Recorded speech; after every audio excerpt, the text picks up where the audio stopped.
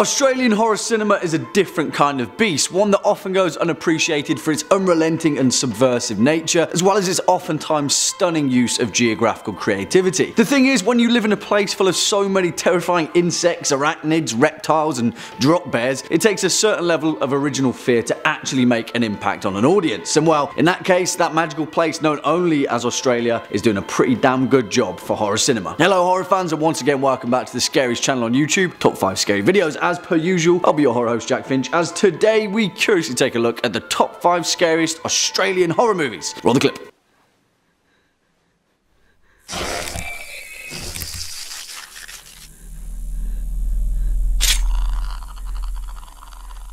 For the curious amongst you, that clip was from 2014's resounding Australian horror success, The Babadook, written and directed by the awesome Jennifer Kent. Now I'm pretty sure that The Babadook's notoriety doesn't need any further acknowledgement because, as we all know, it's an incredibly innovative and original spin on the genre, so consider this an honourable mention. Which, as chance would have it, segues me neatly to my first point, kicking off at number 5, Snowtown, 2011. Oh, I think I'm extending, mate. Get a new room out here. Room extension? Yeah. A big entertainment system or something. And this film would have placed higher on this list, but it's important to not ignore the fact that this film definitely won't be for everyone. 2011's Snowtown is a bleak, hard-hitting, uncomfortable experience. It was created with the deliberate intention of jarring its audience to highlight the true historical case of one of Australia's most notorious crimes, the Snowtown serial murders that were carried out between 1992 and 1999 in the poor Adelaide suburb of Salisbury North. Snowtown is a chilling study of evil, but it is also one of Australia's most unrelentingly original horror films. Directed by Justin Kurzel with a screenplay by Sean Grant, Snowtown was Kurzel's directorial feature debut, and the fact that he chose to tackle such a notoriously challenging source material says something about the nature of Australian filmmaking. Snowtown pulls no punches, much like Kurzel's eye for horror in cinematography, but instead of focusing wholly on the gore and grisly nature of the Snowtown murders, it focuses on the circumstances that enabled these atrocities to occur. In the same way that this is a horror film, it's also a cautionary tale on how violent prejudice can fester through disenfranchised young men. Swinging in at number 4, Picnic at Hanging Rock, 1975.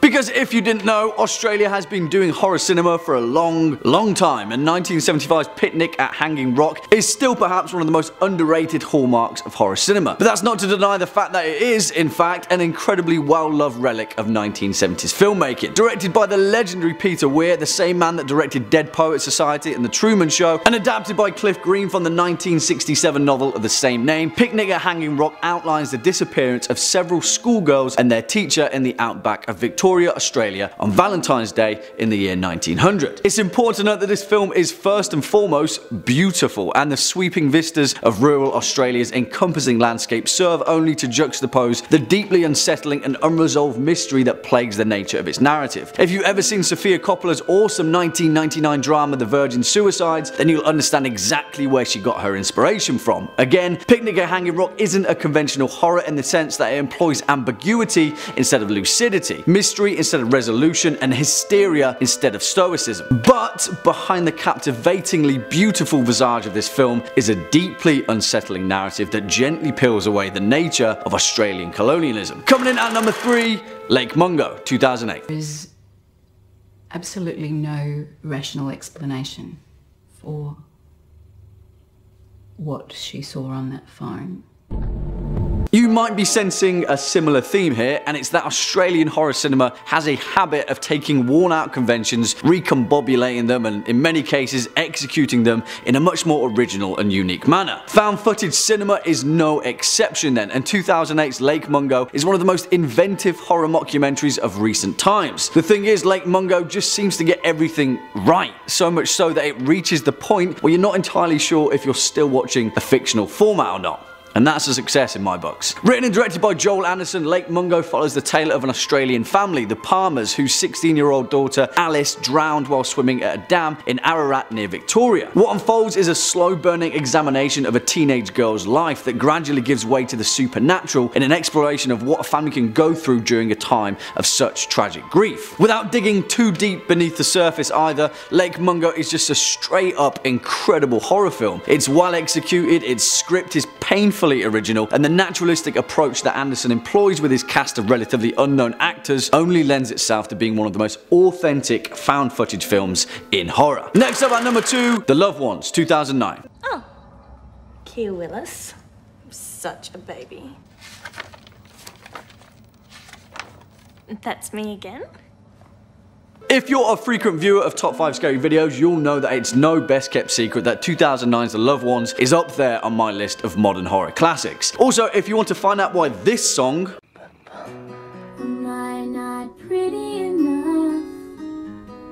Is my heart too broken? is the most terrifying damn pop song that you'll ever hear, then please let that be enough curiosity to give you reason to watch this film. The Loved Ones is just a straight up horror joy to experience, and the fact that again it was the debut film of writer and director Sean Byrne just says so much about Australian horror cinema. It feels familiar enough that it's accessible to all audiences, and whilst on the surface it may seem to be a regular teen slasher knockoff, it's just so much more than that. It's a psychological plunge into what happens when a psychopathic, drill-wielding, bleach-flinging teenage girl has never been told the word no, and has a dad that just so happens to also be all of those horrifying things. No spoilers, obviously, because, well, just go into this film with no preconceptions. It's 84 minutes, every minute is horror mastery, it's equal parts Texas Chainsaw Massacre and equal parts Carrie. It's Australian horror cinema at its best. The Loved Ones, watch it. And finally, coming in at a number 1 spot, Wolf Creek, 2005.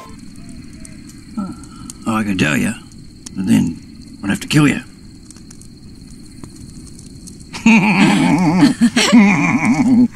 A film which perhaps personifies all things Australian horror cinema, deeply seated traumatic scars and all. Wolf Creek is not a film that you will forget quickly. It's an experience that will stay with you for a long time, and back in 2005 it was a benchmark for this particular little horror fan. This film is violent, it's explicitly horrific, and it exemplifies despair. Many would simply chalk up Wolf Creek as another Ozploitation, a mindless buzzsaw of a movie, but it's really not. Wolf Creek was made with the intention to smash taboos and obliterate the usual genre archetypes, all the while nodding to the same exact cinematic structures, but completely subverting them in its own originally unique way. I do understand in some cases the backlash that this film garnered, but it's wrong. Wolf Creek personifies Australian filmmaking by being painfully real, intentionally. The fact that the title slasher villain, Mick Taylor, played by the awesome John Jarratt, is a caricature of Crocodile Dundee is for those exact reasons. Written and directed by Greg McLean, Wolf Creek sets out with the intention of grabbing Australian cinematic conventions by the scruff of the neck and obliterating them, and it did exactly that while also being just a damn terrifying horror film. Beautiful sweeping Australian vistas, check.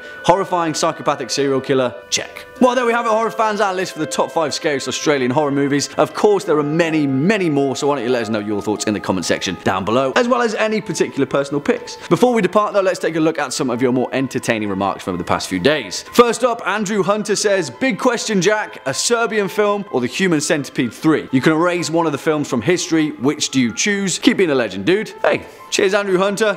You keep being a legend too, buddy. Yeah, the replies pretty much nailed it. A Serbian film. Like I said, one time is too many to watch that film, so just forget it. On that horrifying note, that's all we've got time for in today's video. Cheers for sticking around all the way until the end. If you're a fan of this video, make sure to hit that thumbs up button as well as that subscribe bell. We'll be seeing you in the next one. As per usual, I've been your horror host, Jack Finch. You've been watching Top 5 Scary videos. And until next time, you take it easy.